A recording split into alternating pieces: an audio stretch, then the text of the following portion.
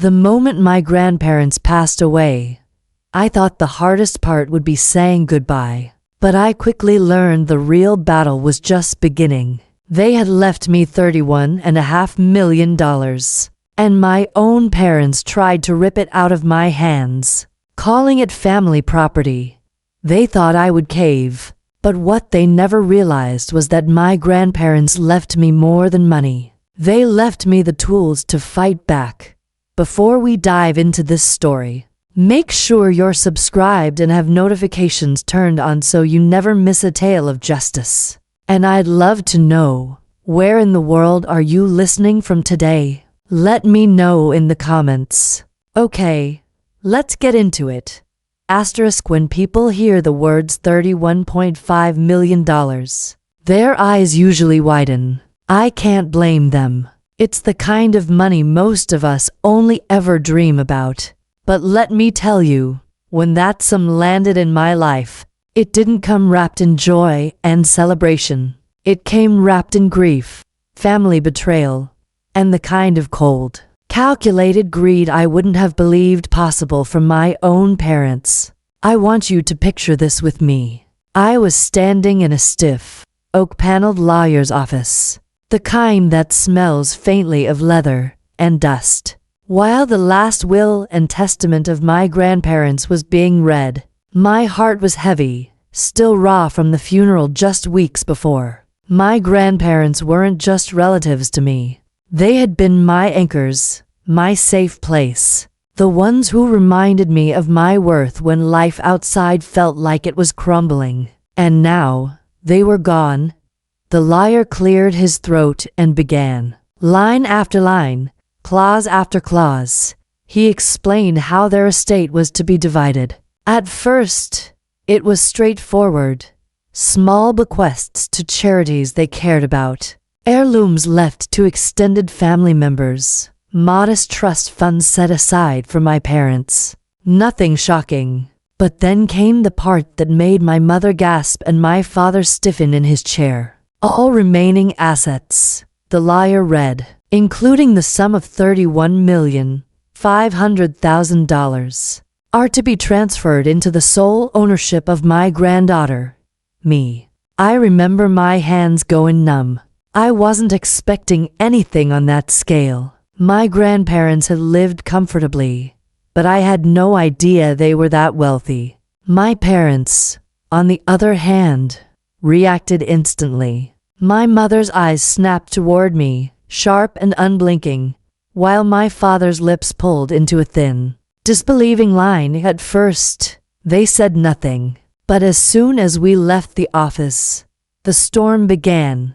This is a mistake, my mother hissed the moment we stepped into the hallway. That money belongs to the family, to all of us.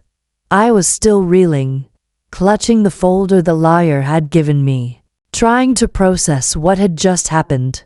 Mom, I said quietly, that's what the will says. They wanted me to have it. Her eyes narrowed, and my father chimed in, his voice low but full of heat. Don't be naive. You think your grandparents meant for you to just keep all that for yourself? No, they knew it should stay in the family. It's family property. Family property. Those words became the drumbeat of the nightmare that followed in that moment. Something inside me shifted. I could feel the battle lines forming. Even if I didn't yet understand how brutal the war ahead would be, my parents weren't simply disappointed.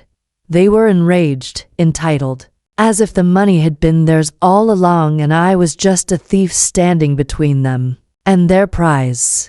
I tried to reason with them. I reminded them that my grandparents had made their decision deliberately, that they were of sound mind, that I hadn't asked for this. But my words bounced off them like stones thrown at a steel wall. My parents had locked onto the idea that $31.5 million belonged to them, and nothing I said would ever convince them otherwise. What struck me most wasn't just their anger. It was the look in their eyes. Cold, calculating, as if in that single moment, I had stopped being their daughter and become their obstacle. I walked out of that office shaken to my core. I wanted to grieve, to honor the lives of the two people who had loved me most, but instead, I found myself at the center of a storm I had never asked for. A storm powered by greed, manipulation, and betrayal. And it was only just beginning, because that day, I learned the first lesson in this saga. When money enters the picture, especially money of that magnitude, the people you think you know best can transform into strangers you don't even recognize. And I had no idea just how far my parents were willing to go to claim what was never theirs. Before I go any further, I want to give you a clearer picture of who we all were before this inheritance changed everything. Because if you don't understand the people involved, my grandparents, my parents, and myself, you might miss how betrayal like this could grow roots. Long before that will was ever read, my grandparents were the kind of people who believed in quiet dignity. They weren't flashy, though they easily could have been. My grandfather, in particular, had built a small empire from scratch. He started with almost nothing, running a hardware store in his early 20s, and through decades of grit, patience, and careful decisions, he grew it into a string of businesses and investments. My grandmother was the steady balance to him. Warm, practical, with a knack for seeing through people's intentions before they even opened their mouths. To me, they were more than family. They were my second set of parents, the ones who taught me to bake bread from scratch, who sat with me during long evenings of homework, who came to every school play and recital. They had this quiet way of making me feel capable, even when I doubted myself.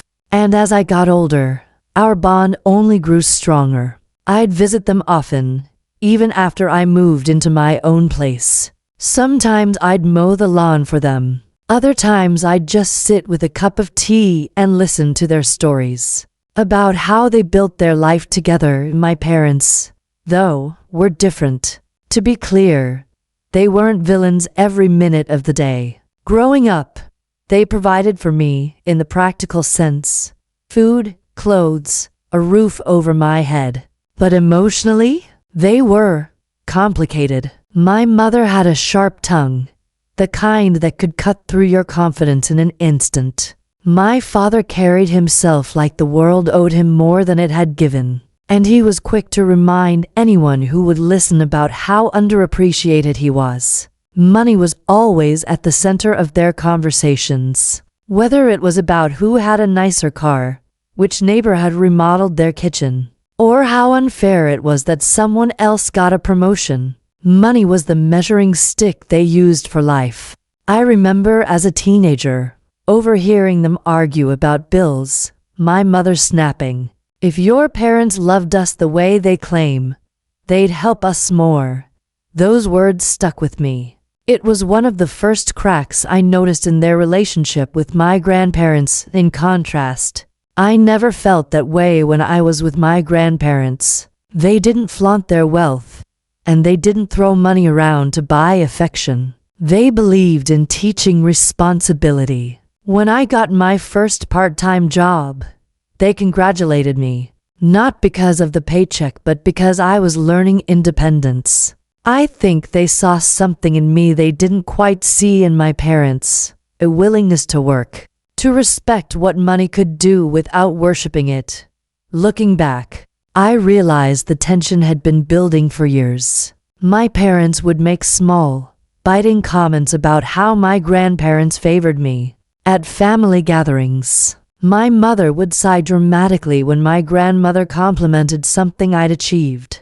My father would mutter under his breath about how the golden child could do no wrong. At the time, I brushed it off as typical family teasing. But in hindsight, those were the warning signs. They weren't jokes. They were rooted in resentment.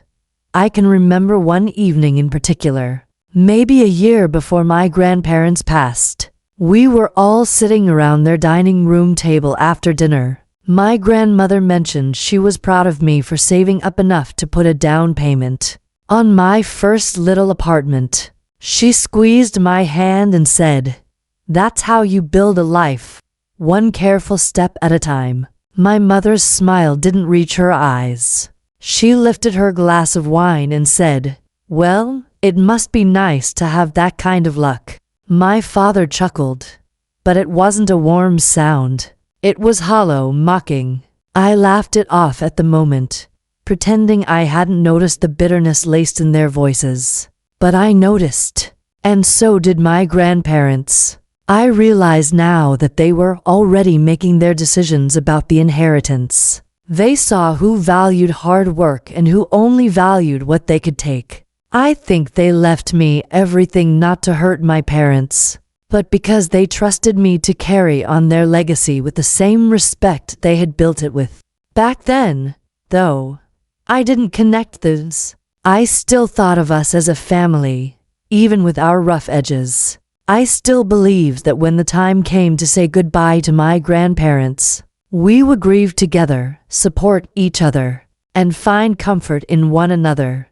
But I was wrong, because the moment that will was read, all the unspoken resentment that had been simmering for years finally boiled over. My parents stopped pretending, and I, their only daughter, became the enemy they had to defeat. Grief has a way of softening people, or at least, that's what I thought. In the days after my grandparents' passing, I tried to give my parents the benefit of the doubt. I told myself their anger at the will reading had been born out of shock. That once the reality settled in, we would find our way back to each other. For a brief moment, it almost seemed possible. My parents were unusually quiet in the week that followed. They didn't call much, and when they did, the conversations were short. I figured maybe they were processing things privately. I was still processing too. Every time I walked past my grandparents' house, I felt the ache of absence in my chest. The windows were dark, the garden unkept. The silence was louder than anything I'd ever known.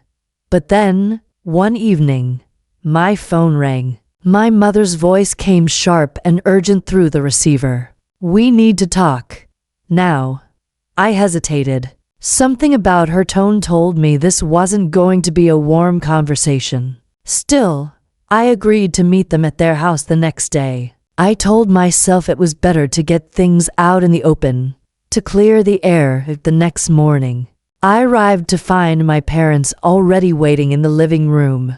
My father had papers spread out across the coffee table, neat stacks of documents and forms I didn't recognize. My mother sat with her arms crossed, eyes trained on me like a hawk. "Sit down," my father said, his voice carrying the clipped authority he used whenever he was trying to control the situation. I sat, my stomach tightened. "We've been thinking," my mother began, her tone falsely calm. "This inheritance, it wasn't meant for you alone. It's family property. Your grandparents understood that. They wanted the money to be used wisely, for the good of everyone. That means we need to manage it." I frowned. "Mom, Dad, the will was clear. They left it to me. They made that choice." My father slid one of the papers across the table toward me. "That's exactly why you need to sign this. It's a transfer agreement. Once you sign, the assets will be consolidated under us. We'll manage everything. You won't have to worry about the responsibility." I stared at the paper, my hands refusing to move. My father tapped the page with his finger, insistent. "It's better this way. You're not experienced enough to handle that kind of money. We'll make sure it's invested properly." Something inside me broke at those words. It wasn't just the arrogance of assuming I couldn't handle it. It was the audacity of believing they had the right to take it. My voice shook, but I kept it steady enough to say, "No, I'm not signing this." Grandmother and grandfather trusted me with this. They wanted me to have it. The room went cold. My mother leaned forward, her eyes narrowing. Don't be foolish. If you love this family, you do the right thing. You owe us this. After everything we've done for you, after raising you, feeding you, putting a roof over your head, you think you can just keep $31 million to yourself? Her words hit me like a slap, but I didn't move. I could feel my pulse pounding in my ears.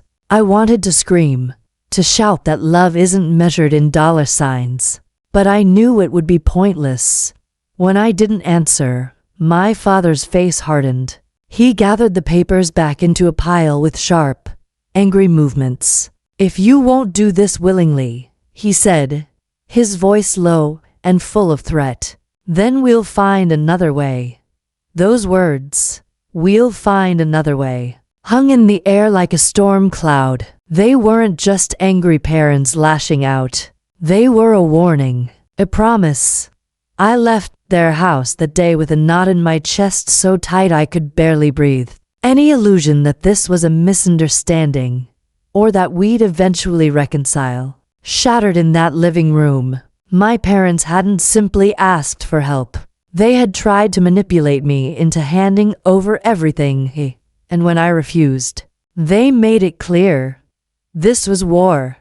Looking back, I can pinpoint that exact moment as the turning point. That was the line they crossed. Not a request, not a plea, a demand, a threat. From that day forward, every conversation, every interaction, every glance was no longer about family. It was about control, power, and greed. I remember walking out of their front door that day, the late afternoon sun hitting my face, but all I felt was cold. My hands were shaking, my mind replaying my father's words over and over again. We'll find another way. And they did. But what they didn't realize was that in trying to strip me of what my grandparents left me, they had awakened something inside me, a resolve I didn't know I had. The battle had begun. After that confrontation in my parents' living room, I knew things would get worse, but I underestimated just how far they were willing to go. Their obsession with the inheritance consumed them, and before long, it began bleeding into every corner of my life. It started subtly. A few days after I refused to sign their papers, I noticed a shift in how extended family treated me. My aunt, who had always been warm and chatty, suddenly seemed distant. My cousin sent me a vague, bitter message online. Guess money really does change people. I hadn't told anyone outside of my parents about the inheritance, so I knew exactly where those whispers had come from. My parents had started their campaign. They told relatives I was greedy, that I had manipulated my grandparents into giving me everything. They painted me as ungrateful, selfish, even cruel. The most painful part was how easily some people believed them. I received phone calls from family members telling me I should do the right thing and hand the money back to my parents. Some didn't even ask for my side of the story. They just assumed my parents must be telling the truth. At first, I tried to brush it off. I told myself people would see through the lies eventually. But my parents didn't stop there. They escalated. One afternoon, I received a thick envelope in the mail, a legal notice. My parents had officially hired a lawyer and were contesting the will. The document claimed my grandparents had been unduly influenced and manipulated in their final years, suggesting that I, their granddaughter, had pressured them into leaving everything to me. I sat on the floor of my apartment, letter in hand, my chest tight with disbelief. Manipulated? The idea was absurd. My grandparents had been sharp until the day they passed. They were deliberate, thoughtful people who planned everything carefully. The insult wasn't just against me. It was against their memory. I called my parents immediately, my voice trembling. How could you do this? I asked. My mother's reply was cold, practiced. You left us no choice. You're too young to know what to do with that kind of money. We'll take care of it properly. Properly. That was her favorite word, as if stealing was somehow noble if she dressed it up as responsibility. But even the lawsuit wasn't enough for them. They started showing up unannounced at my apartment, pounding on the door until neighbors peeked out to see what was happening. They left voicemails, switching between venom and guilt trips. One message would be my mother sobbing, saying, "You're tearing this family apart." The next would be my father's voice, low and threatening. "You're making a mistake you'll regret." Every day, I felt the walls closing in tighter. Friends started asking why I seemed distracted, distant. I didn't want to tell them the full story. How could I even explain it? That my own parents were suing me for $31 million? It sounded like something out of a tabloid, not real life.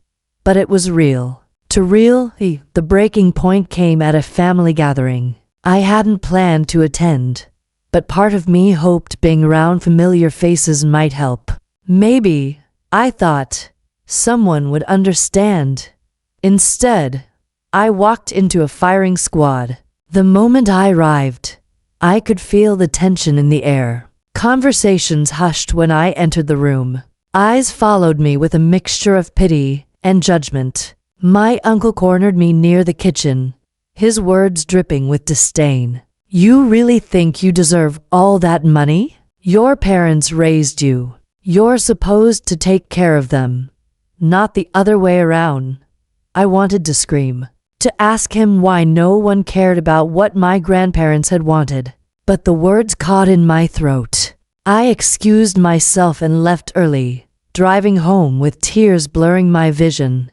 That night, sitting alone in my apartment, I realized the full weight of what I was up against. This wasn't just about money anymore. My parents had turned the entire family against me. They were attacking me legally, emotionally, socially, from every possible angle. And the cruel irony? The more they tried to paint me as manipulative, the more obvious their own greed became. But they were too blinded by their obsession to see it.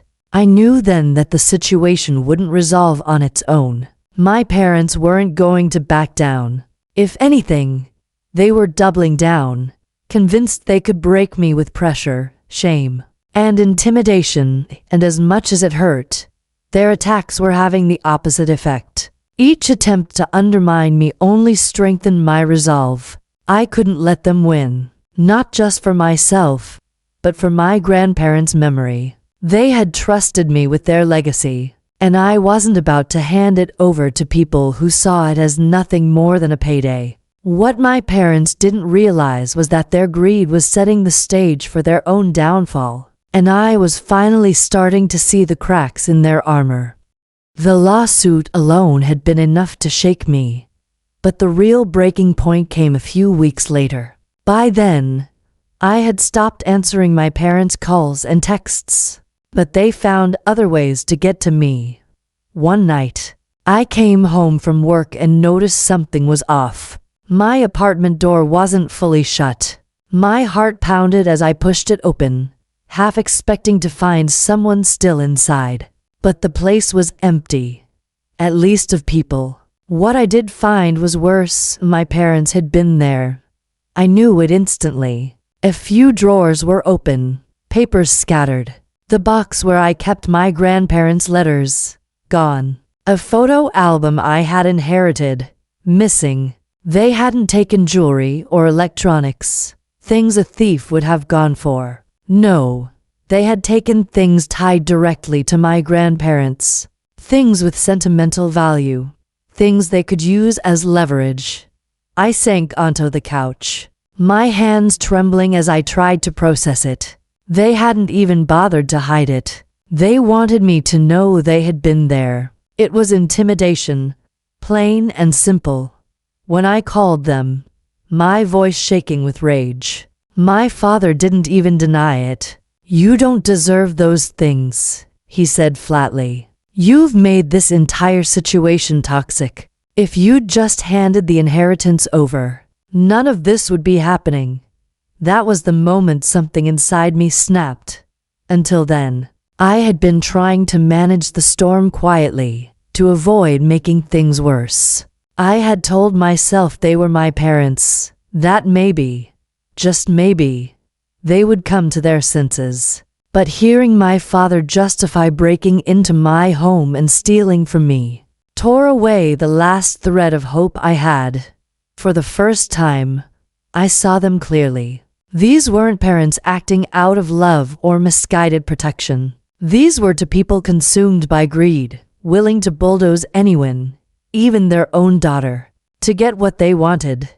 That night, I made my first decisive move. I called a lawyer.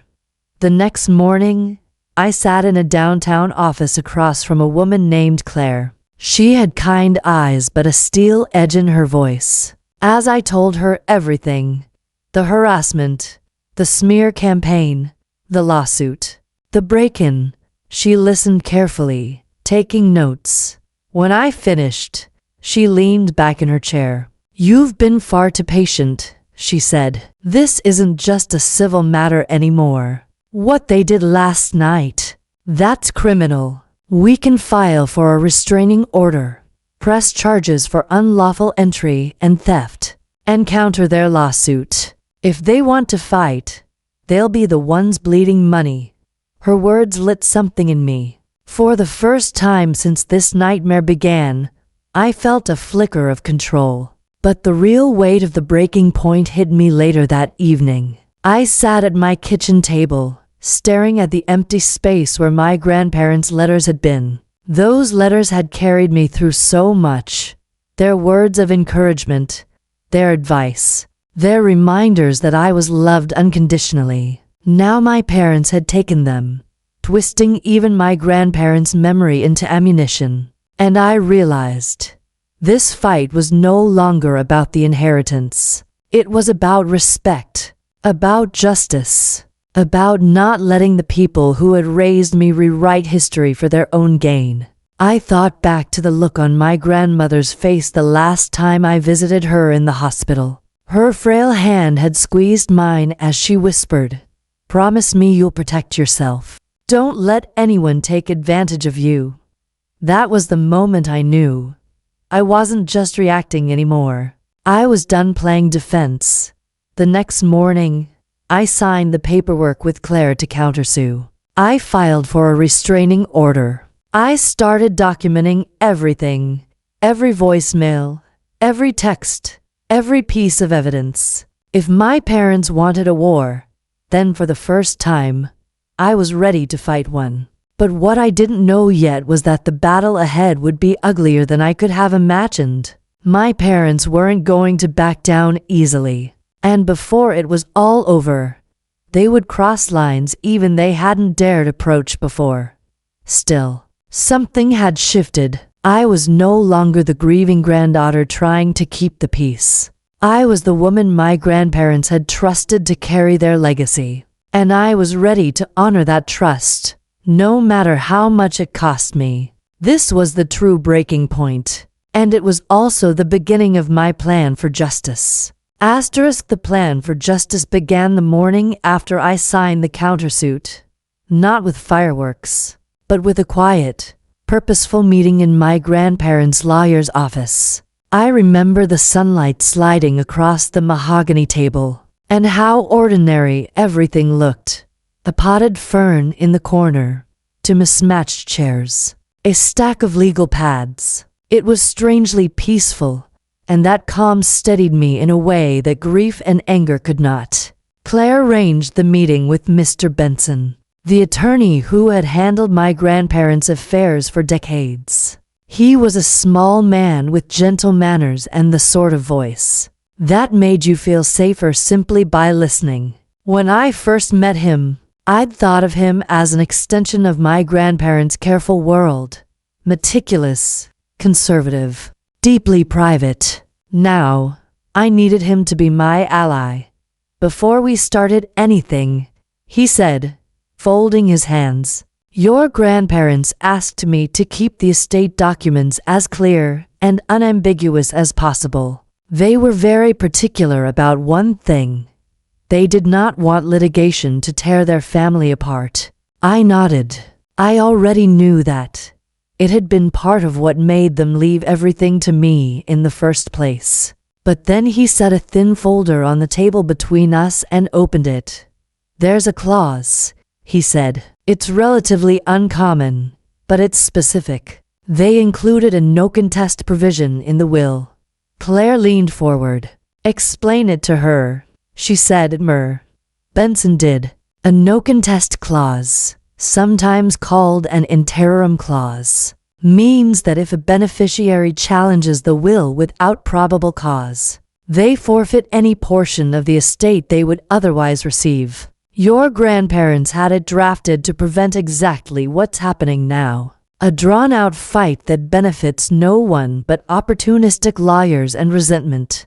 Those words landed like a cool hand on my forehead. For a moment I simply stared at the paper, feeling the air move in the room as if someone had opened a window. It wasn't drama. It was a precise, legal mechanism. It was, in a way that felt almost tender, a final protection my grandparents had put in place for me. My mind began to unfold possibilities like a map. If the clause was enforceable, if it was clear, signed, and properly witnessed, then any direct attempt to contest the will could result in those challengers losing whatever small bequests they already had.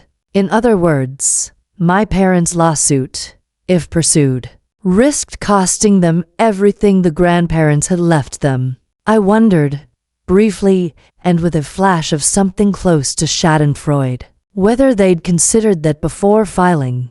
But this was not a story of petty revenge. It was not enough to grin at the irony and let it sit. My grandparents had entrusted me with their legacy, and that trust deserved more than emotional satisfaction. It needed a strategy, meticulous documentation, and a deep respect for the law.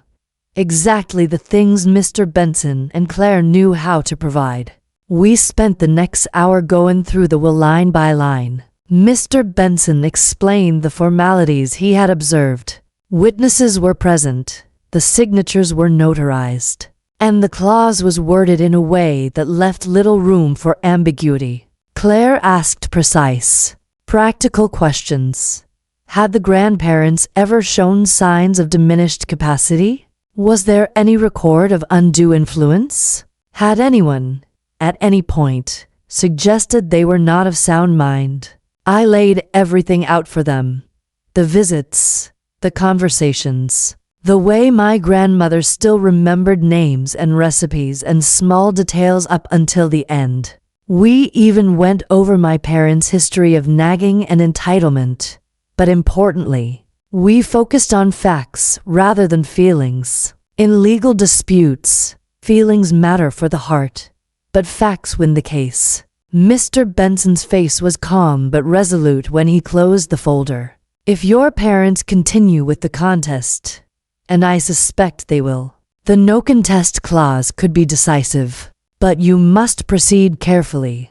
We cannot provoke them into taking actions that would be interpreted as having probable cause, because that could complicate enforcement. We'll let them make the mistakes that their own aggression invites. That sentence, "let them make the mistakes," was the moment the plan was born in earnest. It wasn't passive. It was a controlled, careful decision to draw out the contest, to force my parents to reveal their hand in a legal setting where the clause would do its work. The uniqueness of our weapon was not just that the clause existed, but that my grandparents had been thoughtful enough to include it, and I was willing to let the weight of that legal instrument fall where it should. Over the next several days, Claire and Mr. Benson and I built a protocol. First, we created an airtight, chronological record of everything. The will reading transcript, communication records, the legal notice my parents had filed, copies of the restraining order I'd requested, and the police report about the break-in. I photographed the empty spaces where the letters had been, cataloged missing items, and saved every voicemail. I was careful to maintain my composure in public. No incendiary posts, no emotional outbursts on social media, because we needed the documentary record to reflect a reasoned, law-abiding plaintiff, not an aggrieved daughter acting out. The weeks leading up to mediation were some of the most disciplined of my life. Every instinct in me wanted to scream, to lash out, to demand my parents stop dragging my name through the mud. But I held steady, remembering Claire's advice. Let them overreach. Let them hand us the rope they'll hang themselves with. And overreach they did. By the time we entered that polished conference room for mediation, my parents' case file was stuffed with exaggerated claims, conflicting statements, and outright lies. They had accused me of manipulation, of coercion, of exploiting my grandparents in their final days. They had dragged neighbors and extended family into their gossip. What they hadn't realized was that every wild swing they took only weakened their credibility. Claire and Mr. Benson had prepared meticulously. They had a binder thick with evidence, medical records, signed affidavits from neighbors who had witnessed my grandparents' clarity of mind, and dated letters in my grandparents' handwriting. They had even secured a deposition from the hospice nurse who had cared for my grandmother, a woman whose calm, professional testimony confirmed that my grandmother remained fully aware of her choices until the end. But the true centerpiece of our arsenal was the no contest clause. That quiet, sharp provision gleamed at the heart of the will like a sword in its scabbard. All we had to do was draw it. When the mediator called the session to order, my parents sat across from me, rigid and indignant. My father's jaw was set, his knuckles white against the table. My mother wouldn't even look at me. Their lawyer opened with a familiar litany. Accusations of undue influence, emotional manipulation, claims that the inheritance was always meant as family property. Claire didn't interrupt. She let them pour it all out, filling the room with their bitterness. Then, when the silence finally settled, she opened our binder and began to speak. Her tone was calm, measured, but every word landed like a pebble dropped in a still pond, rippling outward with consequences. She started with the witnesses, longtime friends of my grandparents who had nothing to gain from testifying. She moved on to the letters and notes, read aloud in my grandmother's handwriting, words that were both tender and firm. We want her to have this because she has always respected what we built. Finally, Claire turned to the clause. She slid a single page across the table to the mediator, who adjusted his glasses and read it carefully. Then she looked directly at my parents. Your client's actions, she said, gesturing at their thick, contradictory filings, constitute a will contest without probable cause. If they continue on this path, the no contest clause is triggered, and they forfeit any bequest left to them. This is not a threat. It is the plain language of the will they are attempting to overturn. For the first time, my father blinked. My mother's lips parted, but no words came out. Their lawyer frowned, flipping through his own copy of the will as if he'd somehow missed it. But he hadn't missed it. He had gambled on convincing the court that their contest was reasonable. And now, confronted with the full scope of our evidence, that gamble was falling apart. The mediator cleared his throat. I've reviewed this clause. The language is indeed unambiguous.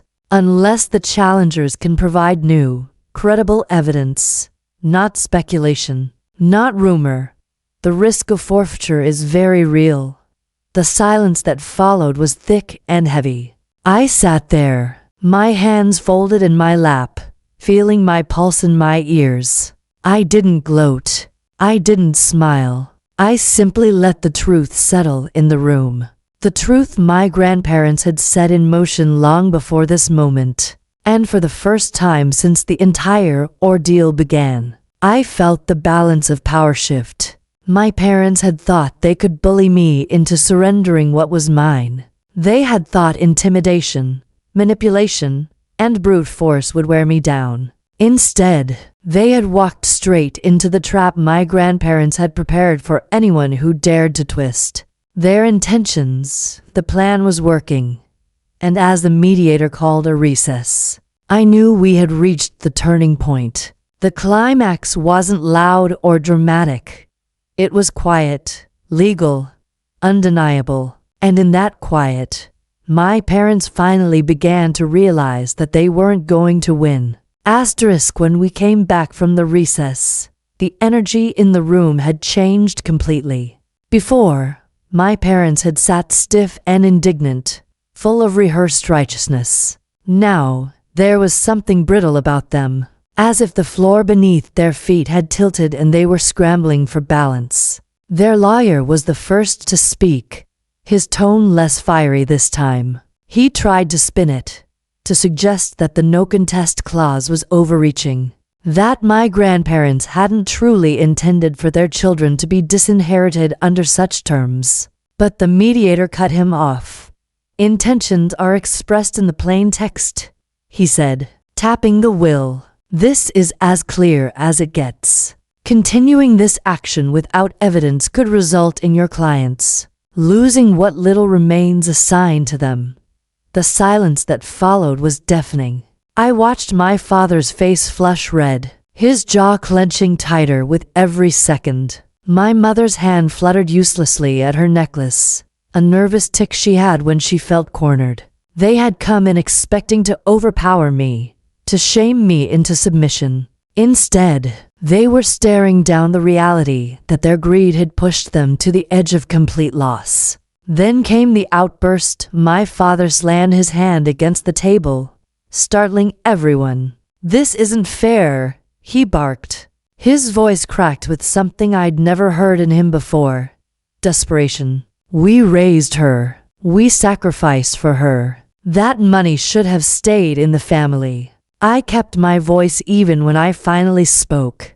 "It did stay in the family. Grandma and Grandpa gave it to me. And instead of respecting that, you tried to take it from me."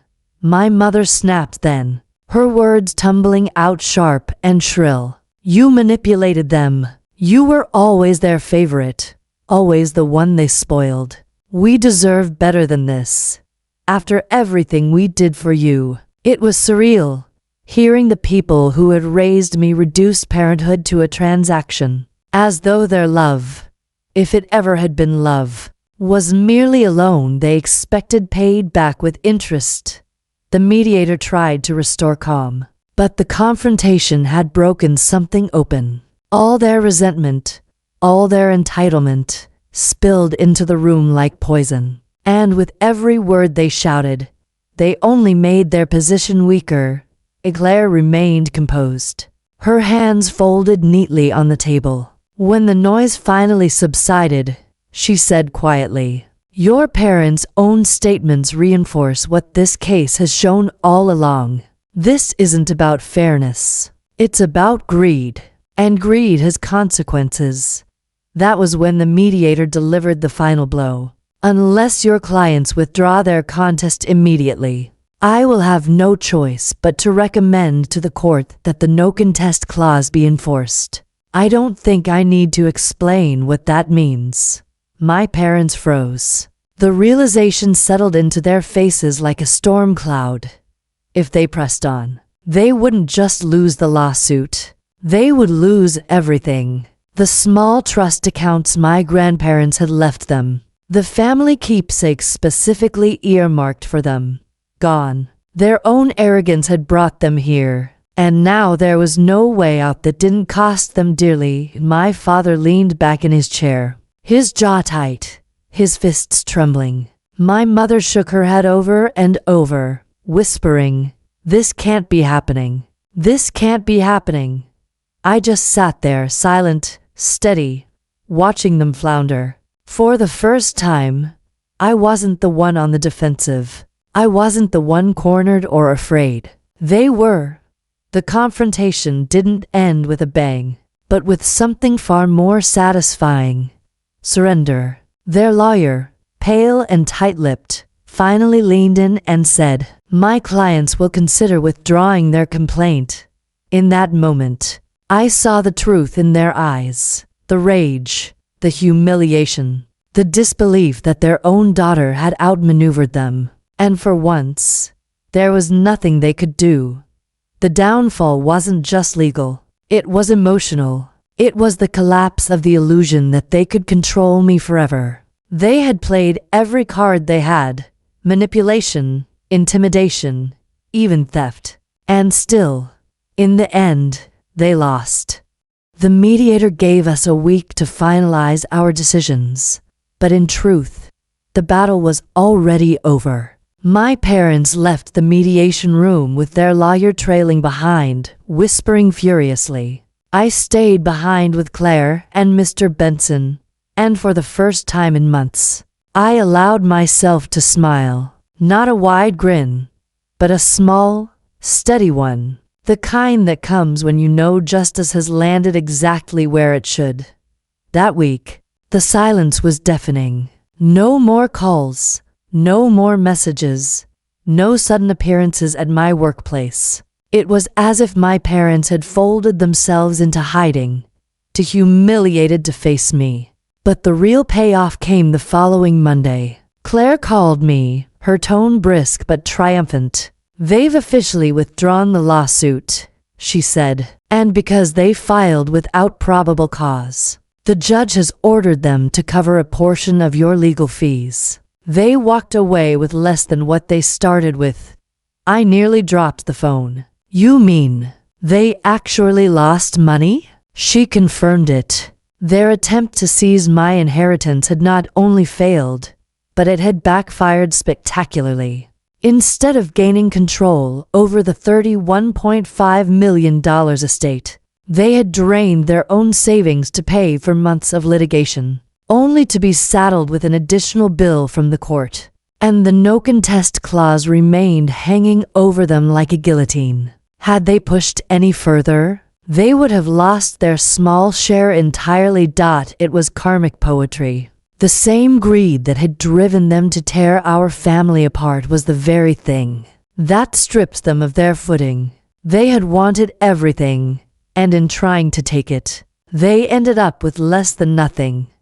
I can still remember sitting at my kitchen table that night, a glass of wine in my hand, staring at the official notice Claire had sent me. My parents' names, printed in black and white, alongside the words "motion withdrawn." Beneath it, the judge's order awarding costs in my favor. It wasn't just paper. It was justice, and yet, the sweetest part wasn't the money or even the victory in court. It was the peace of knowing that they could no longer touch me. The inheritance was secure. My grandparents' wishes preserved exactly as they intended. My parents had lost their leverage. They had lost their credibility. And, perhaps most satisfying of all, they had lost the illusion of control over me. For years, I had carried the weight of being the dutiful daughter, the one who tried to keep the family peace, who swallowed her hurt to avoid conflict. That night, as I folded the court notice and placed it carefully in a drawer, I realized something profound. I didn't owe them anything anymore. The payoff wasn't just in their downfall. It was in my freedom. The woman who had walked into that mediation room was not the same woman who walked out. I was no longer the grieving granddaughter trying to hold onto scraps of family love. I was the woman my grandparents had believed in, strong enough to protect what was mine, steady enough to face betrayal without crumbling, and wise enough to let justice, not vengeance, deliver the final blow. And in that quiet, satisfying victory, I knew I had honored their legacy in the best way possible. In the weeks after the lawsuit was withdrawn, the silence from my parents turned into permanence. There were no apologies, no reconciliations, no carefully worded explanations. Just absence. And strangely, I didn't miss them. For the first time in my life, I felt light. There were no looming phone calls demanding obedience, no veiled threats disguised as family advice, no guilt trips pulling me back into the role of the compliant daughter. The cords that had bound me to their manipulation had been severed in the most undeniable way possible. Of course, the fallout spread beyond just the courtroom. Word traveled through extended family. My aunts and uncles called me quietly, some to offer support, others to confess they had suspected my parents might pull something like this, but never thought they'd go so far. A cousin sent me a text late one night. "I'm proud of you. You did what none of us ever could." Those words stayed with me. I realized my fight wasn't just for myself. It had been a line in the sand for the entire family. By standing up to my parents' greed, I had given others permission to see them for what they truly were. The money, of course, changed my circumstances. With $31.5 million secured, I had opportunities most people only dream about. But more than the financial freedom, it gave me breathing room, the ability to choose my life without fear of dependence or manipulation. I set up a scholarship in my grandparents' names, honoring their legacy in a way I knew would have made them proud. I invested wisely, built a home that felt truly mine, and allowed myself small luxuries that I had once thought were out of reach. And yet, the greatest treasure wasn't in the numbers in my bank account. It was in the peace that came with knowing I had upheld my grandparents' trust in me. Their love had given me the strength to endure the ugliness of betrayal, and their faith had become the foundation for my new life. As for my parents, their world shifted in the opposite direction. The cost of their failed lawsuit drained them. Friends who once admired their polished facade began to distance themselves. When whispers of their greed circulated, I heard through the grapevine that they had sold off property to cover debts, their pride taking blow after blow. But I didn't chase updates. I didn't need to. Their downfall was no longer my concern. What mattered was the lesson. Betrayal cuts deep, especially when it comes from the people who are supposed to protect you. But I learned that justice has its own rhythm. It doesn't always roar in with drama and spectacle.